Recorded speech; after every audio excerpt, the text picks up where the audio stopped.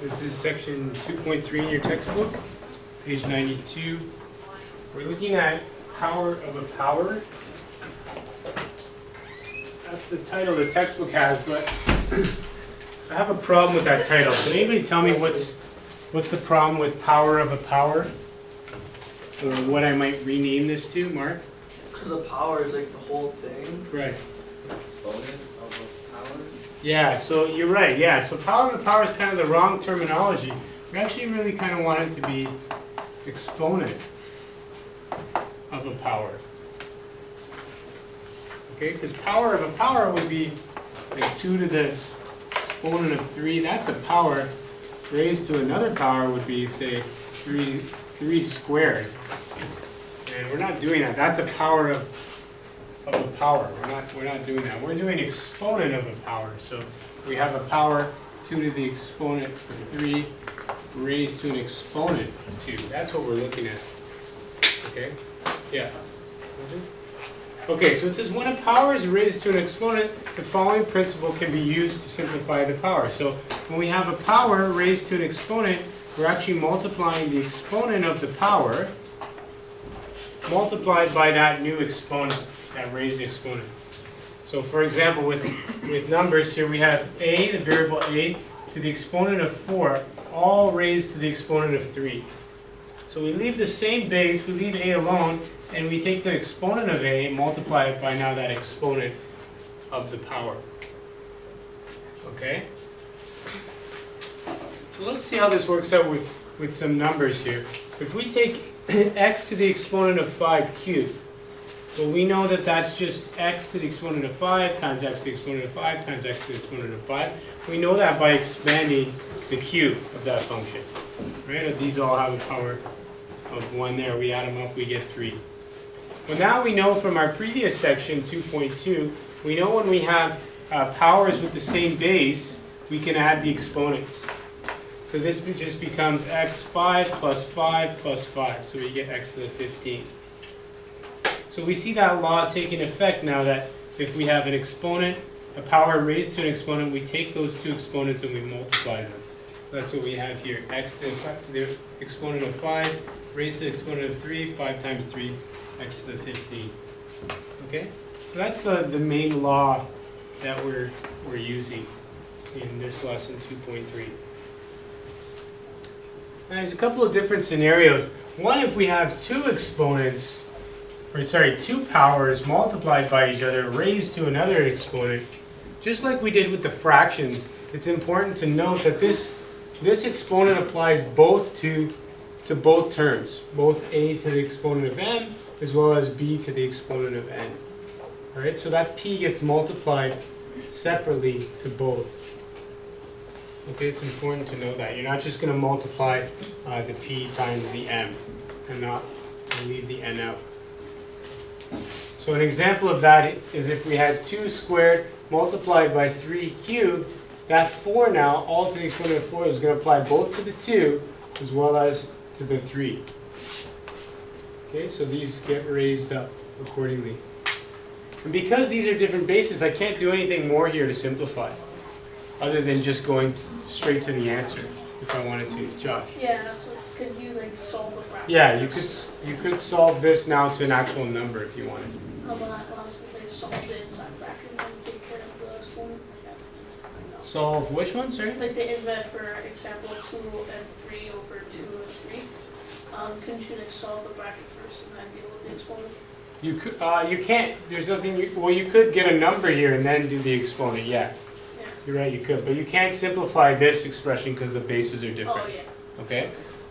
So remember, whenever we're working with these exponent laws, we're always working with the same base. So it's important to note that. So again, here, when we have a rational number, now we have a quotient here. Again, that p exponent applies both to the numerator as well as to the denominator. Okay, so you're seeing this kind of reoccurring theme, that this exponent applies to everything within that bracket. All right? And of course, b can't be 0 because we cannot divide by 0. All right, that's the one condition there.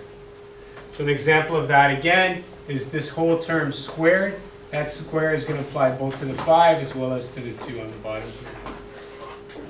So So we get 3 to the exponent of 10 and 4 to the exponent of 4.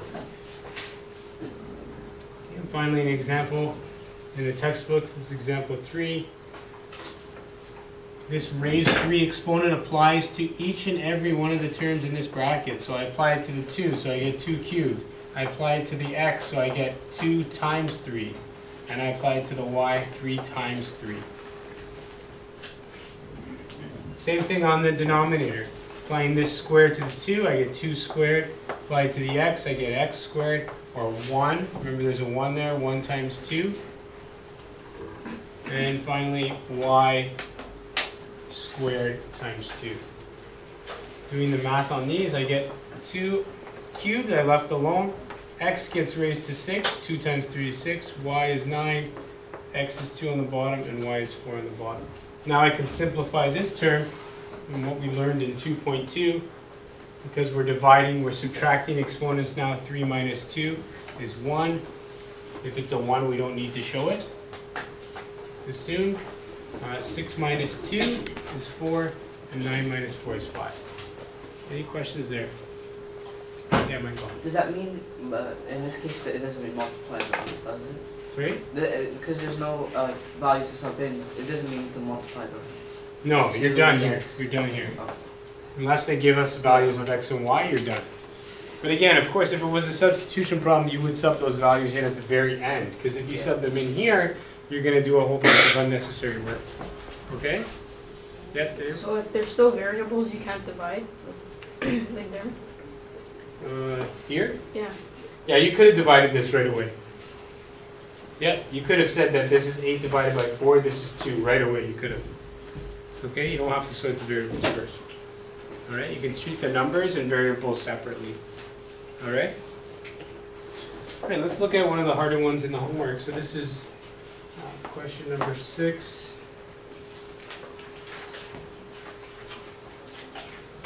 6E. So we have something that looks like this.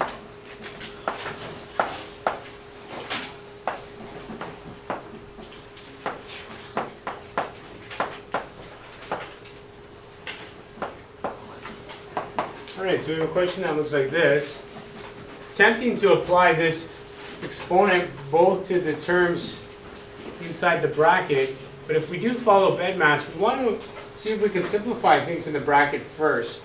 And of course, because they have the same bases, Kevin, what can I do with the exponents here? What am I going to do with these two exponents? You just add it together. Yeah, you just add them. So we're going to get 5 to the exponent of 7, all squared. And on the bottom, same thing, Michael? No, what am I going to do here? Tell me. 5 to the exponent of 4 times 5 to the exponent of 1. Sorry? Okay, so just pay attention then to this one. What am I going to do? Lee? No, because there's a little 1 there, okay? You can't see it. Yeah, you got to add the 4 and the 1, so 5 to the exponent of 5. Okay, and that's all squared. Okay? Now what am I going to do, David? Me? Yep. Well, because it's the same base, again, you can do 5 plus 4 is 7 minus 5, minus 5. No, I got to deal with this first before I can start subtracting anything. So you do 5 and then 7 times 2, Good. and then divide by 5 times 2 is 10. And that's equal to? 5 times 4. Excellent. Okay, any questions there? No? Pretty self-explanatory? Alright, we'll do one more. This is 11. D.